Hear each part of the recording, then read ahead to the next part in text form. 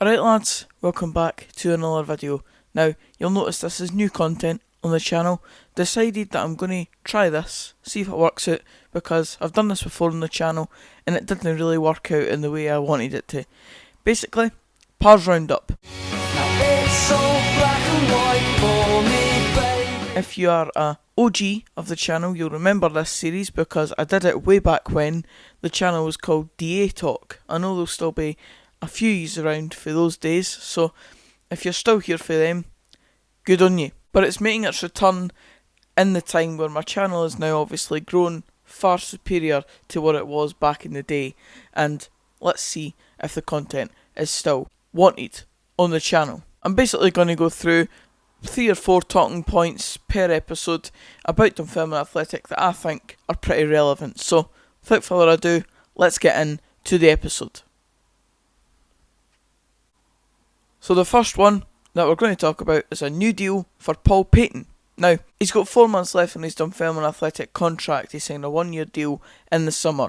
Of course, coming over from Falkirk, it was a debatable wee transfer at the time, but he's come in and done the job that really he was brought in to do, be the experienced head in the team. There's probably not enough experienced heads in the Dunfermline Athletic side this season, and he is one of them, one of the small amounts of them that are actually in this team. Obviously, we're just off the back of beating Dundee, where he could have actually scored an absolute raker of a goal with a long range effort for about 25-30 yards. Imagine if that one had went in.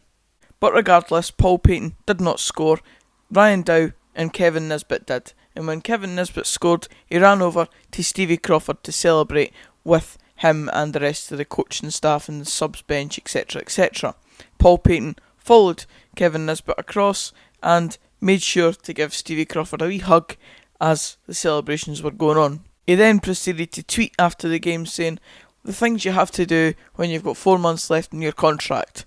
Now, in my opinion, I think Paul Paton, 1, will be given a new deal by Stevie Crawford because, again, it's the type of player that Stevie Crawford wants at this club, an experienced player who wants to be here, and Paul Paton has made it clear in recent weeks or month or whatever that he wants to stay at Dunfermline beyond this season.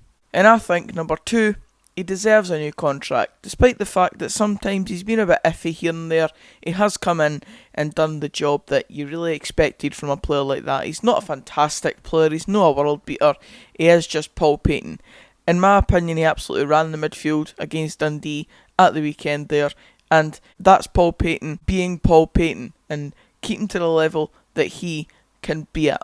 So in my opinion, a new deal for Paul Paton should be on the cards, and in my opinion, once again, will be on the cards come the summer. Have your say in the comments below, whether you're a Pars fan or any other football fan. You can have your say on all these types of things.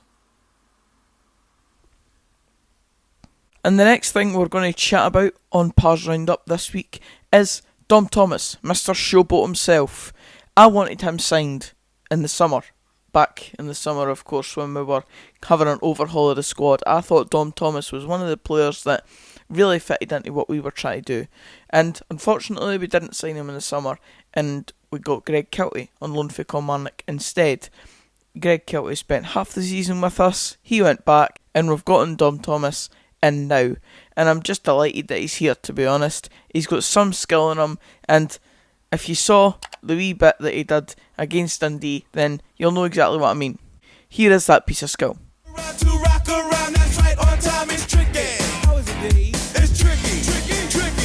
Now yes, he did indeed get the ball taken off him at the very end there, but skinning 3 or 4 players before that was enough, I think. Going back to the bit where I mentioned that I wanted him signed in the summer, here's the proof that I actually wanted him signed, along with another Pars youngster, Kyle Turner. And then the brilliant thing happened. We signed Kyle Turner from Stranraer. I've said for weeks now, when people have asked me what kind of 2 or 3 signings I would make this summer that were realistic, I said Kyle Turner, Dominic Thomas. And honestly, see, when we signed him just a couple of weeks ago, I immediately thought of that clip and I really wanted to go and find it. I'd actually forgotten where it was, but I ended up finding it, and that was indeed the clip. I'm so glad that one of the signings that I really wanted us to make eventually came through, and I'm just delighted that he's here. He's a quality player, and if he can show the skill and quality, especially for Ryan Dow's goal as well against Dundee, then we've got a player in our hands and one that's going to be a valuable asset. And the next topic, Gabby McGill, the striker that is kind of unknown quantity still at Dunfermline. All we know is that he comes on and he tries his best every game. He does a lot of running and he just puts in a good shift when he's on the football pitch. He's 19 years of age and he's very young. He's one of the youngest in this team. And throughout his Dunfermline career so far, he's had 3 starts, 2 wins and 1 loss. That 1 loss coming against Morton, and the 2 wins coming against Dundee and Partick Thistle. Partick Thistle away from home, obviously. He has come in for a bit of stick since joining us, and many people kind of saying he doesn't look like a footballer, which I don't entirely get. I mean, what else does he look like? I just think that we need to cut the boy some slack. He's still a very young player, and along with other players on this side, they're going to be inconsistent at times. Gabby McGill has barely played much first-team football. This is his first real experience of first-team professional football. He's only played under-23s/reserves in his career so far, so I don't see any reason to really get on his back just yet. He's building into the team, he's doing his job, and at the end of the day, if we're getting results and Gabby McGill's on the pitch, does it really matter if he's not being a Kevin Nisbet type player? At the end of the day, he's doing a decent enough job, putting in a shift, and I'm happy with that. I'm happy enough as long as it doesn't come to the detriment of the team and results, performances, etc. And now, just to continue on into the next episode, hopefully, the next 2 games. They are indeed Queen of the South away and Partick Thistle away.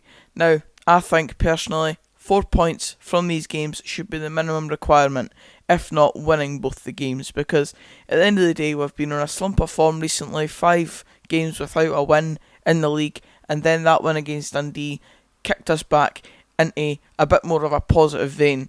And if we go and then not be undefeated in these 2 games at least, hopefully with 1 win and 1 draw being undefeated and not 2 draws, because that would be probably just as bad as 2 losses to be fair.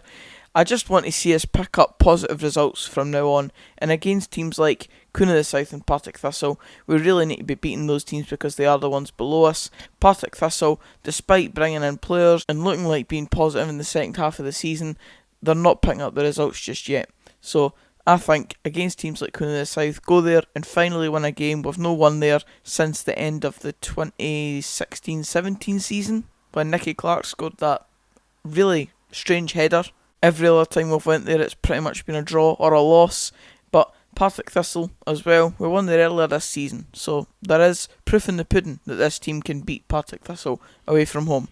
But I really want to see us pick up 4 points at least for the next 2 games. I really hope that Kevin Nisbet can continue scoring, because when he scores in a Dunfermline game, we've got a good chance of at least getting something for the game. That's been proven this season. And even when we've not picked up points, he's still managing to get himself on the score sheet. It just goes to show how good a player he is. And maybe in the next episode of Par's Roundup, I can chat a bit more about Kevin Nisbet. Hopefully after the January window, when he's still a Dunfermline Athletic player.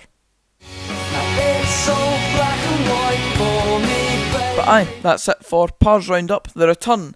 If you did enjoy it, please give it a like, comment down below your thoughts on any of the things I've brought up in this video, or anything you want to talk about, Dunfermline related of course. Subscribe for more of this type of content, and until the next video, which will be Dundee United versus Hibernian, or Hibernian versus Dundee United at Easter Road, the matchday vlog, the big match, tomorrow. I'll see you then. Cheers guys.